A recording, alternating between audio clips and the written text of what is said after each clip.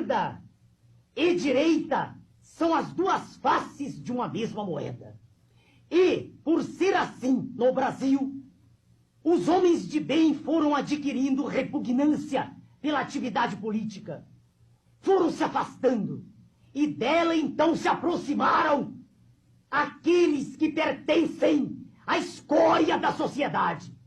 Os mal-dotados, os incompetentes, os incultos, os hipócritas, os aproveitadores, os que viram e veem na política um excelente meio de vida fácil.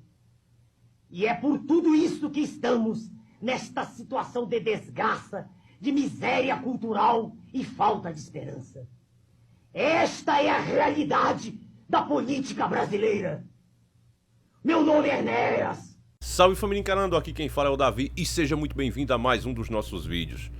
E família, hoje a gente vai falar aqui de uma emissora de TV muito querida por todos nós, que inclusive chamamos ela carinhosamente de Rede Podre de Televisão, e já dá pra imaginar o porquê, e nesse vídeo você vai ter a certeza. Eu já toquei, né, já ralei assim por cima sobre esse assunto, sobre o processo da Rede Globo, de sonegação de impostos que simplesmente sumiu, e hoje eu quero mostrar as matérias que inclusive foi feita pela própria Rede Record, não também porque se preocupa com a população, mas é porque existia uma treta entre as duas. A Rede Podre fez uma série do Edir Macedo, depois fez uma série de reportagem falando sobre dízimo e toda aquela enganação que rola lá também na Rede Record. Então as duas emissoras começaram a brigar e uma mostrar os podres da outra, e nessa hora quem ganhou foi o povo, porque aí ficamos vendo o que é que de fato acontece e como ambas as partes são podres, tá certo? Nesse tipo de luta, né, quando dois monstros se enfrentam, quem ganha é os mocinhos, e nesse caso a população.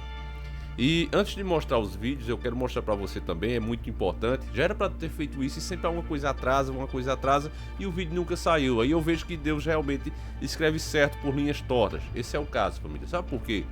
Porque agora tá tendo um clamor muito grande e tá sendo colocado na cabeça das pessoas que tudo tem que ser privatizado. Mesmo com os nacionalistas de verdade, como o nosso saudoso Dr. Enéas explicando o que de fato são essas privatizações, o próprio cenário político demonstrando isso claramente. Todos os políticos corruptos, todos os entreguistas são a favor das privatizações. Por que será? Será que ninguém acha isso estranho? Aécio Neves, Fernando Henrique, toda essa galera aí, e se for citar nomes aqui vai vai entrar um dia para o outro. Mas todos eles são a favor de privatizações. Você já parou para pensar? As pessoas falam, não, tem que acabar com essas estatais porque não prestam e só serve de cabide de emprego. Mas o problema não era a antiga administração que era corrupta e a nova não é honesta? Então só era agora administrar de forma correta e fazer o negócio andar. Mas não, tem que privatizar, e as pessoas não entendem isso. E ainda falam como se privatizações passar para a iniciativa privada fosse uma coisa que não existe corrupção. Olha, a gente passa para a iniciativa privada e acabou, porque a iniciativa privada é honesta. Eles são santos.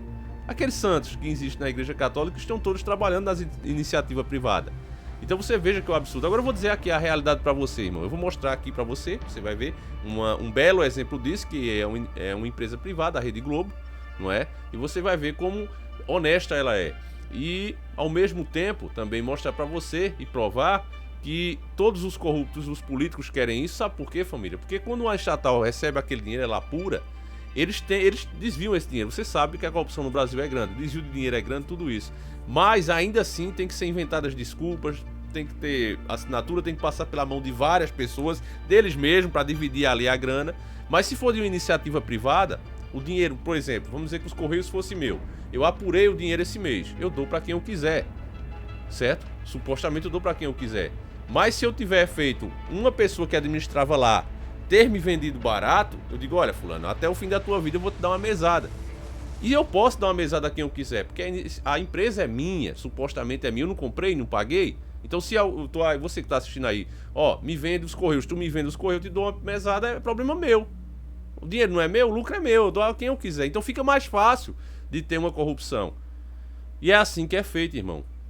É assim, privatizar as nossas empresas aqui no Brasil, na verdade, vai ser uma corrupção legalizada, né? Uma corrupção mais simples de ser feita. É isso que vai acontecer. Então, assiste, preste muita atenção, porque se trata da Rede Podre de Televisão, uma empresa privada, e você vai ver que a sonegação de imposto é uma coisa absurda, é de quebrar mesmo a nação. Assista comigo e entenda a verdade sobre isso, porque contra fatos não há argumento, meu irmão. Então, vamos assistir juntos. A emissora carioca foi multada por sonegação fiscal e que em 2006 teria uma dívida de mais de 600 milhões de reais com a Receita Federal. Os protestos que tomaram conta das ruas de todo o Brasil nas últimas semanas se voltaram contra autoridades e políticos de vários partidos. Mas a TV Globo também virou alvo de manifestações grandes, como ocorreu em São Paulo. A corrupção pode partir do setor privado e a sonegação de impostos é uma das práticas que precisa ser combatida, diz Protógenes Queiroz, que antes de ser deputado foi delegado da Polícia Federal. Protógenes defende uma comissão parlamentar de inquérito para investigar sonegação milionária que teria sido praticada pela Rede Globo de televisão. Na semana passada, o blog Cafezinho do Rio de Janeiro publicou documentos inéditos de uma investigação feita pela Receita Federal. O alvo, a emissora da família Marinho.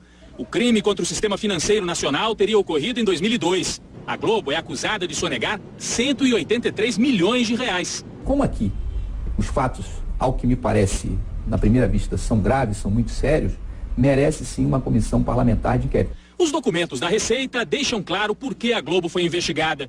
Para não recolher imposto de renda na fonte, a TV Globo teria adquirido uma empresa em aparência, ou seja, empresa de fachada, com sede nas Ilhas Virgens Britânicas. Estas ilhas são um conhecido paraíso fiscal. O documento da Receita afirma que 1 ano depois de criada, a empresa nas Ilhas Virgens foi dissolvida e seu patrimônio vertido para que a TV Globo obtivesse licença para transmitir os jogos da Copa do Mundo de 2002. Um dos sócios da Globo, José Roberto Marinho, é citado nominalmente na investigação. O auditor Alberto Sodré Zilli encerrou a investigação em 2006 e concluiu que, além dos 183 milhões de impostos, a Globo deveria pagar 157 milhões de juros e 274 milhões de multa. O total devido, 615 milhões de reais. A Globo recorreu à Delegacia de Julgamento da Receita no Rio de Janeiro, sem sucesso. A relatora Maria de Lourdes Marques Dias concluiu que o conjunto de operações revela sonegação e disse que a Globo deveria sim pagar o imposto de renda, além de multas e juros pela operação irregular. Eu identifico que há sonegação fiscal porque a própria organização Globo, ela admite que existe um crédito tributário, vários créditos tributários, são vários créditos tributários, junto ao Conselho de Contribuintes. Aqui pela internet a gente pode acompanhar como está o processo. É público, basta clicar o número e aí aparece na tela do Ministério da Fazenda, representação fiscal para fins penais. E o nome, Globo, Comunicação e Participações. O site informa que o processo está em trânsito. O que será isso? A gente clica aqui, movimentos, e aí vem a informação de que a última movimentação do processo aconteceu em novembro de 2006. E depois disso, a Globo pagou o que deve? Em nota oficial, as organizações Globo afirmam que não tem qualquer dívida em aberto com a Receita Federal ou outros entes arrecadadores de tributos. Mas logo depois informam, como ocorre com qualquer grande empresa, há cobranças de tributos sendo discutidas nos conselhos de contribuintes, via administrativa ou na justiça, sempre seguindo os procedimentos previstos em lei. Na nota de esclarecimento, ela já confirma a sonegação fiscal. Na nota de esclarecimento há uma contradição, que ela afirma que não tem qualquer dívida em aberto, mas afirma logo a seguir que, como qualquer outra grande empresa, ela tem dívidas questionadas junto ao Conselho de Contribuintes. A nota não explica por que a Globo teria recorrido a uma conta nas Ilhas Virgens Britânicas para pagamentos pelos direitos de transmissão da Copa. Na última quarta-feira, centenas de pessoas foram à porta da emissora no Rio de Janeiro para protestar e exigiram que a TV da família Marinho apresente o DARF, documento de pagamento de tributos à Receita. 3 entidades da sociedade civil também entraram com um pedido para que o Ministério Público investigue todo o caso. Agora as notícias de Brasília, líderes do governo negam. Bom, então você viu aí os detalhes, empresa fake, tudo mais, realmente coisa de máfia mesmo, é um absurdo. E aí, de repente, alguma funcionária aí do Ministério Público simplesmente perde o processo. Eu já falei sobre isso aqui várias vezes, mas agora eu vou mostrar a matéria para você ver que realmente se trata de um fato. Então, vamos assistir juntos. Uma funcionária da Receita Federal foi condenada por roubar dos arquivos o processo de sonegação fiscal contra a TV Globo. O sumiço desses papéis ocorreu dias depois do fisco rejeitar o recurso da emissora carioca para não pagar 615 milhões de reais entre impostos, juros e multa. A reportagem é de Luiz Carlos Azenha. Poderia ser cena de novela. Aconteceu numa repartição da Receita Federal no Rio de Janeiro. Uma funcionária pública, em férias, vai ao local de trabalho com uma sacola. sai levando milhares de páginas de um processo que envolvia uma cobrança de 615 milhões de reais. Era quanto a Receita Federal queria receber da Globopar, empresa controladora da TV Globo. No processo, a emissora é acusada de simular operações para fugir do pagamento de impostos na compra dos direitos de transmissão da Copa de 2002. Segundo a Receita, a Globopar usou uma empresa de nome Empire nas Ilhas Virgens Britânicas, um refúgio fiscal no Caribe muito usado por sonegadores. O auditor fiscal Alberto Zilli escreveu que, em tese, houve crime contra a ordem tributária. A Globopar teria omitido informação ou prestado declaração falsa. O furto do processo resultou na condenação da agente administrativa da Receita, Cristina Mares Ribeiro, a 4 anos e 11 meses de cadeia. Ela ficou 2 meses presa e foi libertada por um habeas corpus do Supremo Tribunal Federal e agora recorre em liberdade. A investigação do Ministério Público mostrou que ela agia para beneficiar devedores do fisco. Com fraudes eletrônicas no sistema da Receita, ajudou 3 empresas a se livrar de suas dívidas ou dificultou a cobrança. No caso da Globopar, ela sumiu com o processo sem dar qualquer explicação. Detalhes importantes. A defesa da Globopar no processo foi rejeitada no dia 21 de dezembro de 2006. No dia 29, o processo, já com a conclusão de que um crime poderia ter sido cometido, foi remetido para o setor de notificação da Receita. O furto aconteceu em 2 de janeiro de 2007, primeiro dia útil depois da remessa, o que sugere que Cristina não agiu por acaso. Em nota, a Globo disse que não foi beneficiada pelo furto e que forneceu às autoridades cópias dos documentos originais, o que permitiu o prosseguimento do processo de cobrança. A Globo disse que só agora, em julho, ficou sabendo do processo contra a funcionária da Receita acusada de desviar a papelada. A Globo Comunicação e Participações também diz que não conhece a funcionária e não sabe qual foi sua motivação. A Globopar também garante que já se acertou com a Receita, mas não revela se pagou o valor integral que era cobrado, de 615 milhões de reais. Em nota, o Ministério Público disse que tentou convencer Cristina a contar se agiu a mando de alguém, mas ela optou por fazer uso de seu direito constitucional ao silêncio, segundo o MP. Os procuradores da República não informaram se durante o processo foi pedida a quebra do sigilo fiscal e telefônico da funcionária, o que seria essencial para saber se ela fazia parte de uma quadrilha de achacadores ou se ganhou para beneficiar empresas. Os advogados que representam Cristina são de um importante escritório, com sedes no Rio, São Paulo e Brasília. Eles não quiseram gravar a entrevista. Por telefone, conseguimos encontrá-la no Rio de Janeiro. Primeiro, Cristina disse que nem sabia que tinha sido condenada em janeiro deste ano. Você tem uma sentença da sua condenação? Eu não estou sabendo, não. Eu não estou sabendo disso, não. Você não sabe da sua própria condenação? Não sei não. Só a muito custo admitiu já ter trabalhado na Receita Federal. Nunca trabalhou na Receita Federal? Já trabalhei na Receita Pública, atualmente não. Você já trabalhou na Receita? Já. Cristina Mares perdeu o emprego na Receita Federal. Ainda assim, mora num apartamento na Avenida Atlântica, de frente para o mar, num bairro chique do Rio de Janeiro. Não foi possível encontrá-la no prédio. A dona Cristina está, Ribeiro? Não? Ela tá e não tá. Tá, e não vai me atender. Não tem problema não, eu espero. Ela falou, não, vai vir gente aí me procurando hoje, mas por favor, diga que eu nem tô, não quero atender ninguém hoje, tá bom? Cristina. Depois de algumas tentativas, nossa produção finalmente conseguiu encontrar a ex-funcionária da Receita. Ela voltava do supermercado, não quis saber de conversa, subiu direto para casa. Imóveis nesta região nobre do Rio são caros. Cristina vive com a mãe, num apartamento como este, que tem 240 metros quadrados e está à venda por 4 milhões de reais. E aí, meu caro irmão, eu acredito que você, que é uma pessoa inteligente, agora deve ter percebido o porquê esse clamor tão grande para privatizar as coisas que foram construídas com dinheiro do povo. Quando se fala estatais do governo, meus irmãos, as pessoas pensam assim: estatais do governo é uma coisa do governo. Não, é uma coisa sua. Foi construída com o suor dos seus avós, dos seus pais e seu. É um patrimônio feito com o seu dinheiro. O governo privatizasse e passasse o dinheiro para você, porque o certo era fazer isso. Olha, eu vou privatizar aqui. Eu vou vender os Correios por 10 bilhões. Pronto, que nem é isso, né? Mas vamos dizer 10 bilhões, um valor assim. Cada brasileiro aí que tem carteira assinada, que está trabalhando, né? Que tem sua empresa, vai receber agora uma parte desse dinheiro.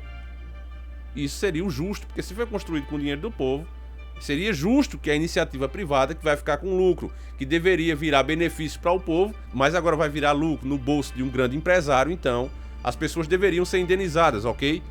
Isso seria o correto, isso seria o honesto, mas não é feito assim. Não é feito dessa maneira, você não recebe um centavo. E nem o próprio governo recebe um centavo. Eles vendem para ir pagando ao longo de 10 anos, de 5 anos, com o lucro da própria empresa. Vocês estão entendendo, família? Eles vendem a empresa, o valor da empresa ali que está em bilhões, eles vendem pelo lucro que ela mesmo tem em 8 meses, 1 ano. O lucro que ela teria em 8 meses e 1 ano. Então ela vende ele por esse valor. Veja que absurdo. É feito de você ter uma casa de aluguel aí que vale 30 mil reais, você está cobrando 500 reais de aluguel. E você, em vez de vender ela por 30 mil, você vende ela pelo equivalente a 5 meses de aluguel. Você está entendendo, irmão? É isso que o governo faz. E as pessoas estão pedindo que o governo faça isso. Porque elas estão alienadas, elas pensam que estão lutando contra socialismo, comunismo, e não entendem que tudo isso é usado pelo sistema para forçar as pessoas a tomarem a decisão que elas querem. Existe, inclusive, que isso aí já é da espiritualidade. A gente acredita aqui que os senhores do mundo são guiados realmente por Satã, é quem está no topo da pirâmide guiando eles, e Deus não permite que ele faça nada sem antes avisar o povo, sem dar a chance do povo escolher. Então você vê que essas 13 famílias e as pessoas que são dominadas por elas e trabalham para elas, como essas pessoas da política, que são patrocinadas por elas, então esse pessoal tem que convencer o povo a querer o que eles querem fazer. Então eles não podem chegar simplesmente e privatizar. Eles têm que fazer as pessoas quererem que privatize. Então a gente vê aí a Rede Podre sendo um belo exemplo aí do que realmente é essa privatização. É o poder concentrado ali na mão de um grupo de pessoas, dinheiro bruto indo para o bolso dessas pessoas, e essas pessoas usando esse dinheiro para se beneficiar em cima das outras, para controlar as outras pessoas, para manipular e fazer exatamente o que elas querem. Eu peço que você humildemente, família, veja que realmente a coisa está perdida. Veja aí nesse Ministério Público, você viu os valores aí dos imóveis dessa pessoa aí que perdeu os arquivos, supostamente perdeu os arquivos que poderiam condenar a Rede Podre, e a pessoa ganha ali um salário de, vamos botar aí, 20 mil reais, e ela aparece com um bem de 4 milhões, velho. Sabe, e não vai uma receita em cima, ninguém investiu. Como é que pode, velho? Caramba, velho, e não dou explicação de como comprei nada, velho, e fica por isso mesmo. Vocês estão entendendo? A gente que é pequeno, quando isso acontece, o cara vai logo preso. Mas quando é grandes empresas, não, porque eu tô dentro da lei, porque tem tal lei que permite. O problema do Brasil é que existe muita lei e uma desmenta a outra, velho. E faz uma burocracia, um balaio de gato. E justamente isso acontece, por quê? Porque esses caras, por exemplo, com a Rede Globo, ela vai e patrocina a campanha de tal deputado, tal deputado. Você tá entendendo? Por exemplo, eu vou explicar pra vocês a força de uma ONG, por exemplo. Qual é a força de uma ONG, Davi? Por que é que esses caras têm tanta força? Essa galera dos direitos humanos, essas clínicas de aborto. Porque vem uma Coca-Cola, como eu mostrei aqui, aí vai numa clínica de aborto e faz uma doação de bilhões. Dinheiro é poder, velho, nesse mundo. Dinheiro é poder. Você pode não ser ninguém agora, mas se eu dou 1 bilhão aqui na tua mão, tu já vai pegar aqui o telefone e dizer, ó, vou ligar pra um deputado aqui que eu conheço e quero aprovar tal lei. E aí você liga para aquele deputado e diz, ô deputado, eu quero aprovar tal lei. Eita, ó, essa lei aí não dá para aprovar não. Para aprovar isso vai gastar muito. Tudo bem, eu quero... Quantos votos eu vou precisar? Você vai precisar de 30 votos. Então ele fala ali com mais 30 deputados e ó, é tanto pra gente aprovar essa lei. E assim é feito, irmãos, por debaixo do pano. Aí lá eles falam, não, estamos fazendo isso aqui pro povo. Não, vocês estão fazendo isso pras empresas. Contra o povo, justamente contra o povo. Ninguém vai cobrar seu patrão, irmão. E é agora que eu peço que você humildemente pense comigo. Qual a moral, por exemplo, que Bolsonaro teria se eu tivesse bancado a campanha dele? Qual é a moral que ele tinha para falar comigo? Aceite ou não, você queira ou não, ele seria meu empregado. Se eu bancar a campanha de Bolsonaro, ele seria o meu empregado. Mesma coisa Lula também. Se eu bancasse Lula também, naquela época que ele era o cara, ele iria trabalhar pra mim. Ou vocês acham que ele ia ficar contra mim que banquei a campanha dele? Então é assim que funciona. Então é por isso que existe esse clamor. Vamos privatizar, porque aí eu não preciso, né? Pra meter a mão no dinheiro eu não preciso de tanta desculpa. É mais fácil manipular as coisas, porque o dinheiro estando na minha conta eu dou a quem eu quiser, mesmo que eu esteja pagando propina a esses caras. Não importa o que eu esteja fazendo, o dinheiro é meu. Então, meus caros irmãos, reveja bem os seus conceitos. Aí tá um belo exemplo de como as empresas privadas, né, como a Rede Globo aí, são honestas, tá certo? Eu peço realmente, esses vídeos de conscientização, o YouTube tá demais, família. Tirou o nosso vídeo, aquele vídeo que a gente falou sobre Silvio Santos, né? Sobre aquele concurso ridículo que ele fez lá. Tiraram o nosso vídeo. Tiraram também o nosso vídeo de Mel Gibson, né? Que fala dos rituais lá. Também foi tirado. Então, família, tá difícil fazer vídeo. Eu tô quase parando, velho. É sério, eu tô quase parando. Tá difícil, porque... Cara, além de não divulgar os vídeos, ainda fica... bloqueando, limitando os vídeos. Vídeos que passam semanas pra ser feito, cara. Então não dá pra continuar desse jeito. Então eu peço por favor que você compartilhe, porque se não for vocês, realmente o canal vai acabar, tá certo? Eu vou ficando por aqui, peço que Deus abra a nossa mente, de todos nós, para que a gente possa entender esse quadro aí, esse xadrez Illuminati todo, e assim possamos pelo menos ficar precavidos um pouco do que tá pra vir. Então fiquem todos com Deus, que o nosso Yahushua acompanhe e proteja vocês, e sempre encarando o sobrenatural.